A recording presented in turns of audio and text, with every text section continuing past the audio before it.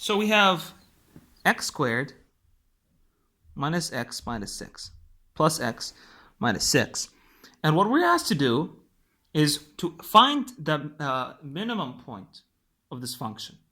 And so the calculus way to solve this is to be able, well, first let's visualize what this means. And so if you draw this, we have that would be minus 3 and 2 right over here. And so we want to find what this point is. And so one way to think of it is, what's the slope at the minimum point? Well, the slope here is 0, okay? And the slope is negative in this area, and it's positive in that area.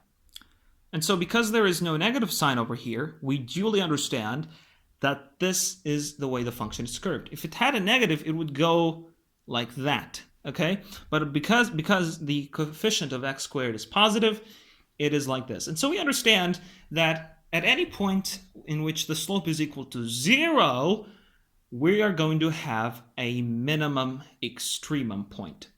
And so we find the derivative of this in order to find the slope at the points. And so this is going to be 2x plus 1. Okay, so this is f of x. This is the derivative of f of x with respect to x. And so what we need to do is equalize this function to 0. And so x is equal to, we're going to subtract 1 and divide by 2 on all sides. That is negative 1 over 2.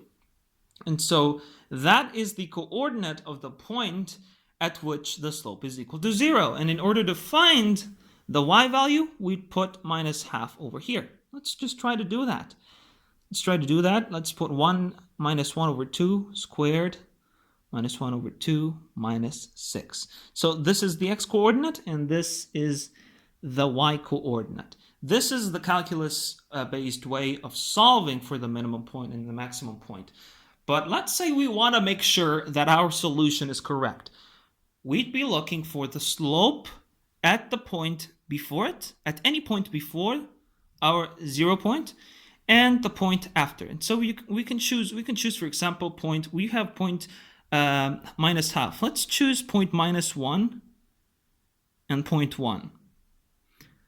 And so just very easily here, if the slope at this point is negative, okay, and the slope here is positive, and since this is 0, negative, 0, positive, then we can have our proof that it must be a minimum point. But if I had this sum like this one is positive, and then this is 0, and then this is negative, then we can have some other doubts. Then we probably have a maximum instead. And we're going to be looking into this concept into our future videos.